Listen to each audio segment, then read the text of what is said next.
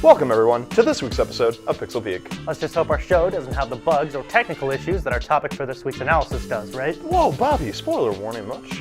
Let's take it one at a time. This week, we've got news about Nintendo of Russia, H1Z1 shutdown of its Pro League, an announcement from Boss Key Productions creator on Twitter, and Ubisoft's censorship of Rainbow Six Siege in the West. Not to mention, we've got a legal dispute from the United Kingdom's Gambling Commission about loot boxes, an interesting investment into esports organization Plus Versus, and some concerns from former Blizzard employees about Activision's influence. Our editorial this week is about something everyone is familiar with, but doesn't really think about: voice chat. We're with our PC analyst this week to talk about Fallout 76, or is that spoilers? Bobby, I swear.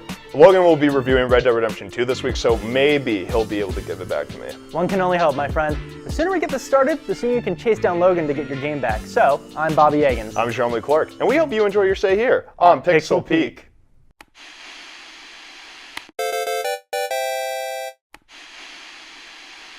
After Nintendo Russia General Manager Yasha Hadaji lost his temper on an official Nintendo livestream, a video by user Save Nintendo was uploaded to YouTube on November 14th, detailing the negative opinions that both fans and employees alike hold of the executive. A few days later, on the 17th, Nintendo Life posted a report about the mismanagement and abuse by Hadaji at the company.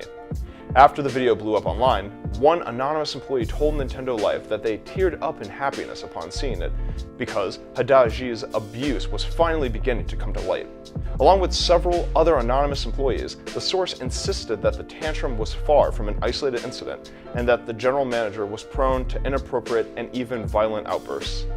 Employees around Nintendo Russia reportedly fear Hadaji and the culture that he has created. Hadaji also took advantage of the employees who were passionate about Nintendo games. Another anonymous employee told Nintendo Life he's paying far less to those who came working for Nintendo out of passion for its franchises and community. The publication found that the differences in pay could reach up to 100% between passion employees and those that don't really care about the brand. In a statement to Nintendo Life, Nintendo of Europe said that Hadaji's outburst was on the livestream was not in line with the company's values, that it is now conducting an investigation of the allegations towards the executive. According to ESPN, the H1Z1 Pro League is ending after just 7 months in operation.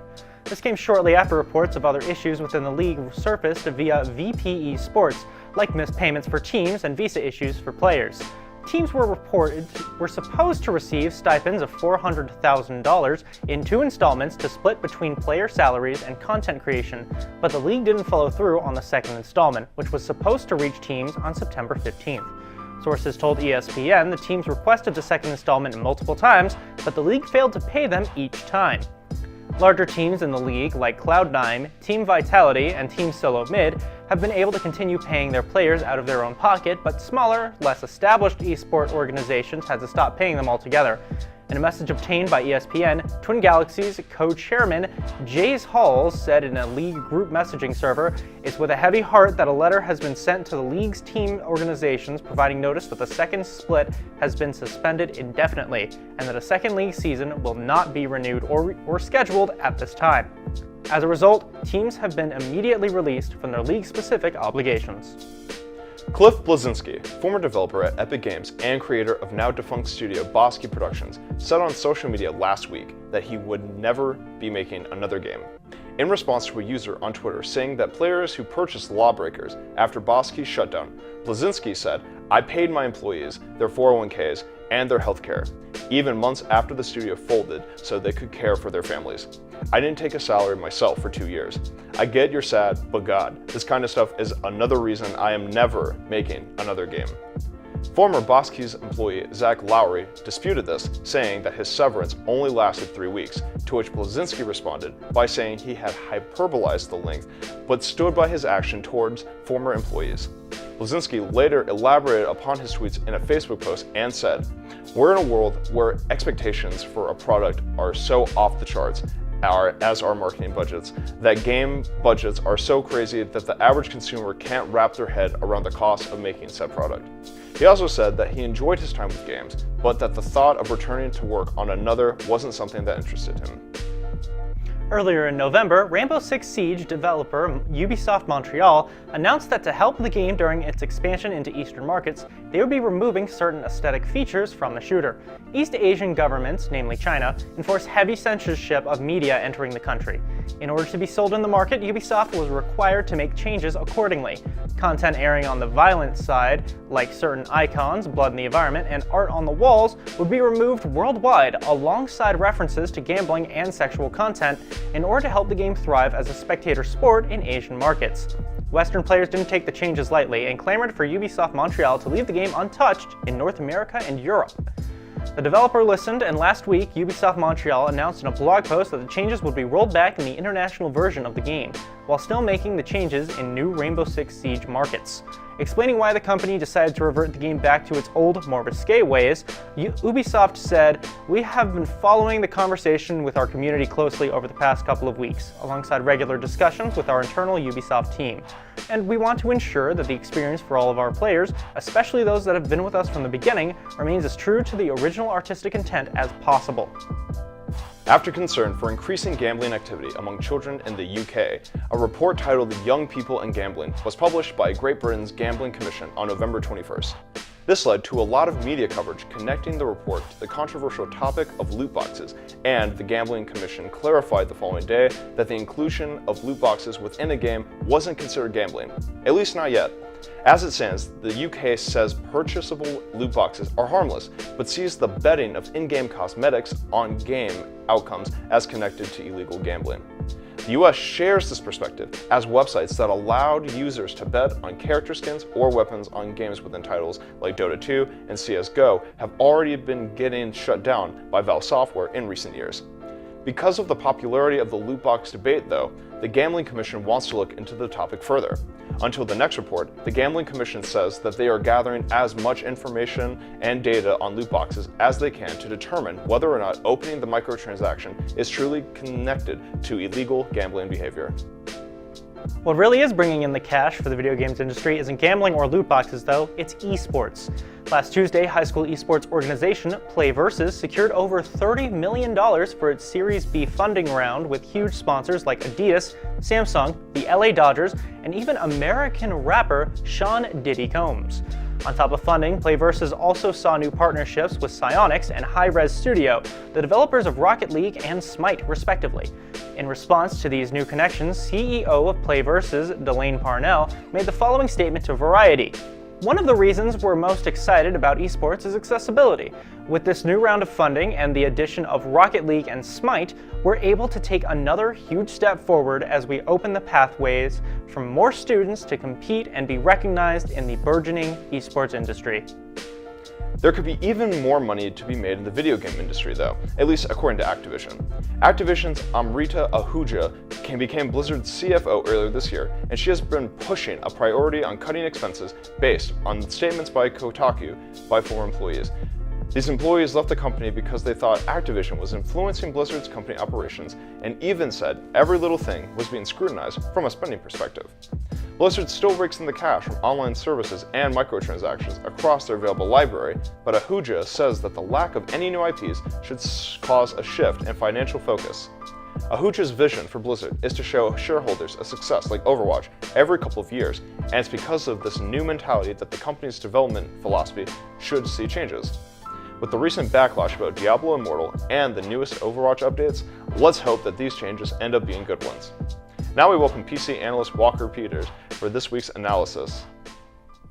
Fallout 76 saw a controversial beta period and released last week, and people haven't shut up about it. But what exactly are people raging about with the newest entry in the franchise? We're here with PC analyst Walker Peters to get down to business. Thanks for being here, Walker. No problem. So let's start off with the fans' reaction when the game was first announced. Was it good? Was it bad? I'd say at announcement it was fairly mixed. Of course, no one knew really what to expect because multiplayer games as a whole were new territory for Bethesda, who's primarily focused on single-player RPGs with rich lore and worlds to explore.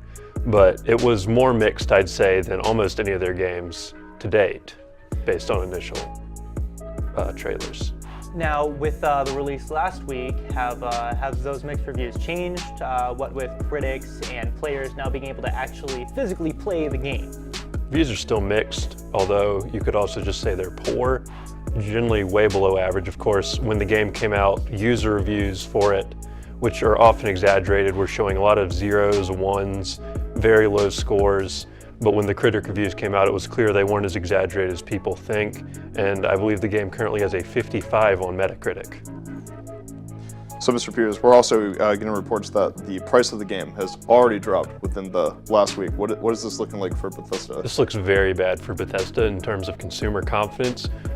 Previously, they've had a reputation for buggy but well-made games that clearly have a lot of work and love put into them. Fallout 76 has none of that, and it's got people worried about the future of some of their other series, such as the Elder Scrolls and their new IP, Starfield.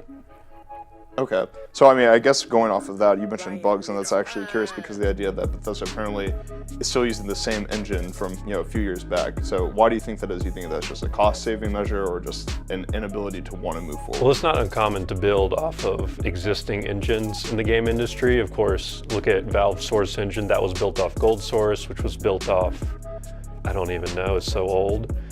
And the engine used for all of Bethesda's games dates back as far as the 90s, but it's gone through multiple iterations. The issue is, it's just become such a humbled mess of code that it doesn't really work well for what modern games are trying to do, such as multiplayer. Gotcha. So are there any lessons that Bethesda can and should take away from this? I feel like they need to prioritize making good games over money, which seems like an obvious thing to say, but just everything about Fallout 76 screams cash grab, give us money, we want money. So when you compare that to games such as Morrowind or Skyrim or even Fallout 3 or New Vegas, it just looks shallow and unappealing. So then the greater, chess game of Bethesda, in terms of their MMO foray, would they consider this a success or a failure? Because we also have Elder Scrolls Online to also compare with. Well, Elder Scrolls Online is managed by their parent company, ZeniMax, and I'm not entirely sure if I'd consider Fallout 76 a full-blown MMO, but as a foray into multiplayer gaming for Bethesda themselves, it certainly is a failure. Okay. So 76 has, let's be honest, performed worse than a lot of core games from Bethesda. Do you think this is going to affect sales of Elder Scrolls 6?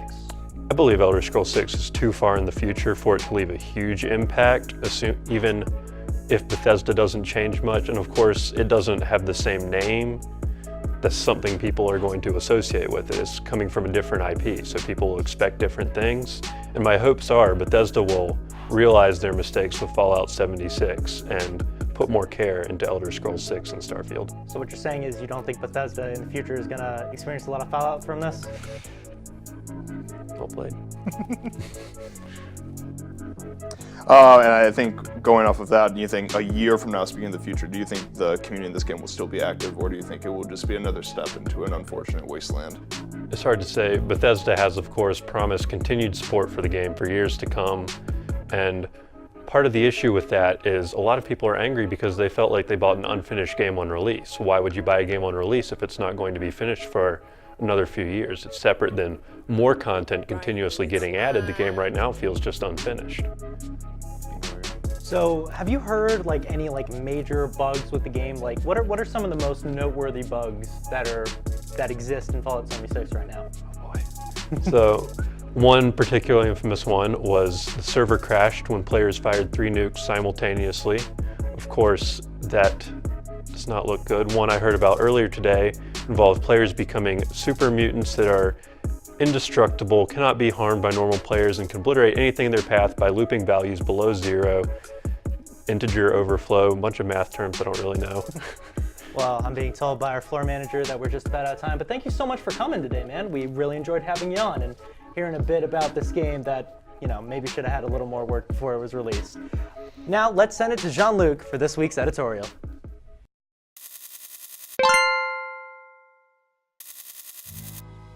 Online play has been around for decades, but the quality of online experiences has remained unexciting since the conception of Xbox Live in 2002.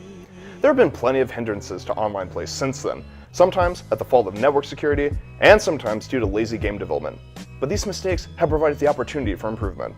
And for the most part, those responsible for the mishaps have grown and bettered themselves and their service. However, there is one integral part of the online gaming experience that is still seeking problems, and that's in-game voice chat. It's mostly due to in-game voice chat that verbal abuse has been a huge issue in games like League of Legends to online first-person shooters like Call of Duty, at least from playing with random players. The only way players can halt abuse in these games is to tattle on the toxic players by reporting them to the game's developers, and with enough reports, problematic teammates have the potential to be banned. Only for a few days, or a couple of days, give or take. It takes a repeated ban for them to get banned forever, but they can always just buy the game again and continue the cycle. Even with this process available to all players in most online games, there's no guarantee that action will be taken against the abuser in each case.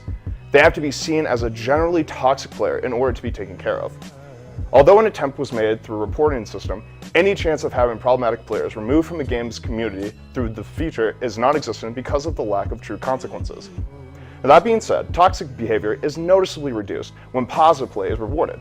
In the past couple of years, the endorsement and honor systems were implemented into the famously negative experiences of Overwatch and League of Legends. These systems take the same philosophy of reporting other players, but for good behavior like shot calling, expressing good sportsmanship, or for just being a desirable teammate.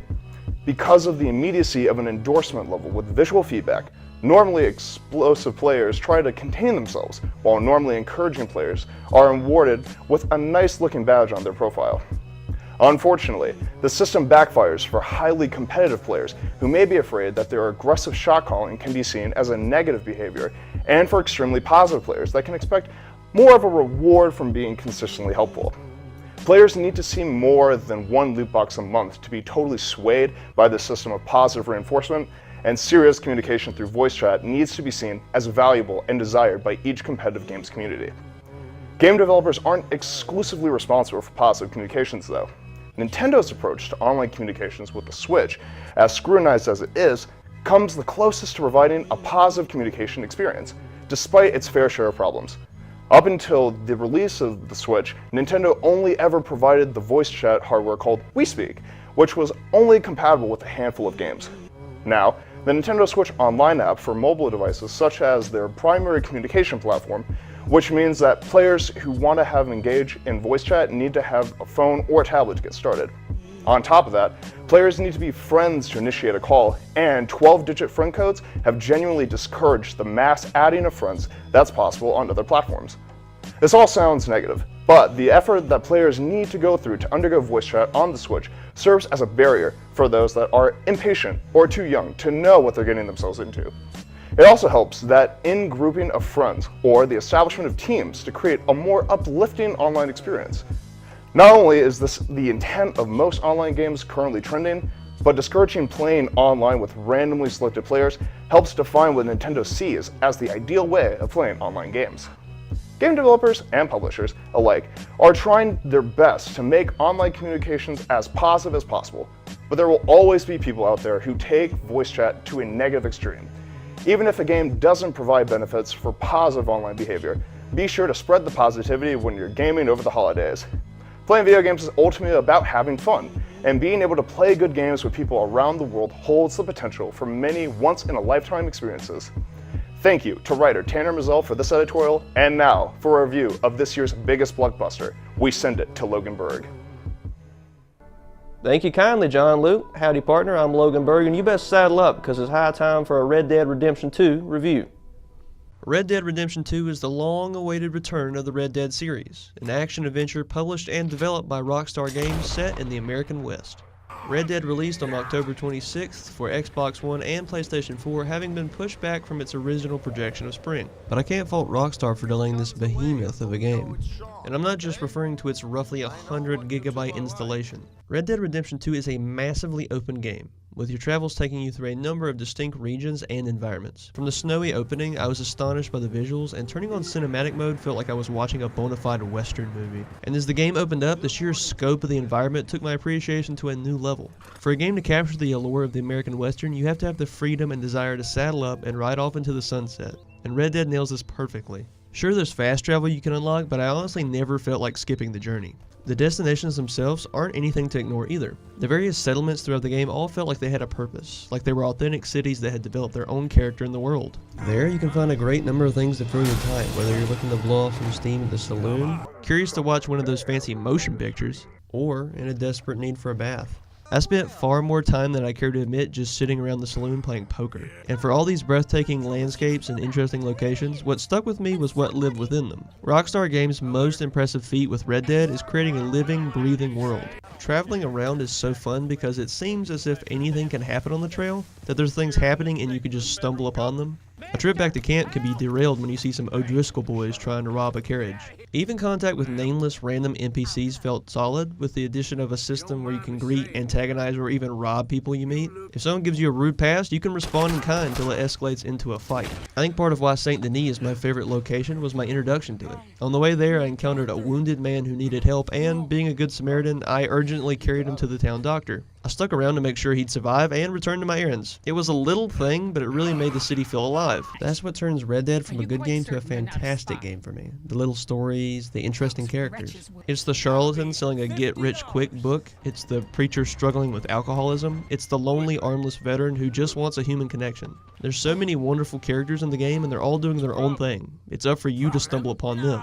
Of course, those great characters feature in the main narrative as well. Now, I've held off on addressing the story because I felt like I had to paint the feeling of playing Red Dead Redemption 2 first. The atmosphere is vital to understanding the core themes the game hits on. You play as Arthur Morgan, an outlaw lieutenant to Dutch van der Linde. If any of this sounds familiar, the game serves as a prequel to the previous Red Dead, with the infamous van der Linde gang taking center stage. Hot off a botched and bloody raid on a ferry in Blackwater, you and your crew are desperate.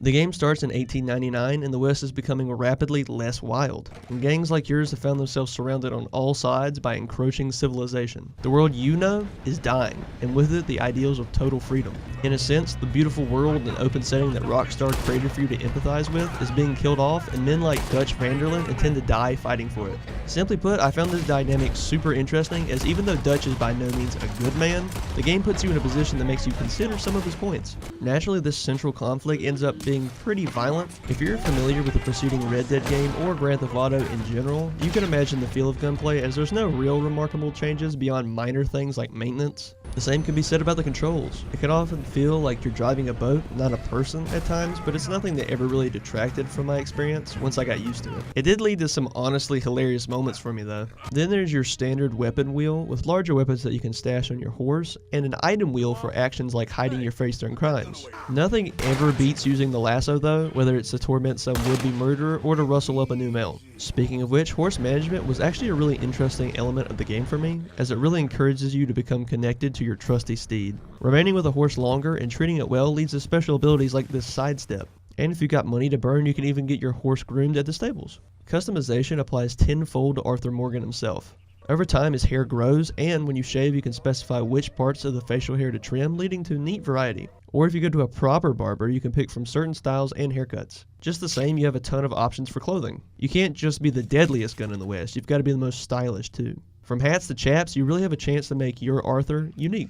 Who your Arthur is also depends on your choices. With the honor system, things like racking up felonies can lead to bounty hunters on your trail, sometimes at very inopportune times. Throughout the story, you're presented with choices between mercy and death, and on the smaller scale, you can order NPCs around to either take point or stay back. It really all comes back around to freedom. Freedom to shape your character, freedom to roam the land, and freedom to live, fight, and die on your terms. That's the ultimate story of the American West, and that's the ultimate story of Red Dead Redemption 2.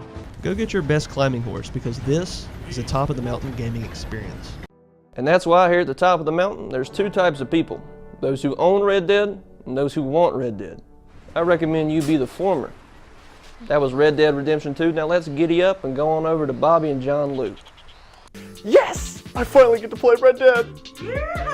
Get it, Logan. You had a good time. You know what else would be a good time? Checking out our Facebook, Instagram, and Twitter. You can find us at Pixel Peak AppTV across all platforms. We'd also love if you hit us up on AppTV's YouTube and Facebook with a good old like and subscribe. We couldn't have made this episode without our incredible cast.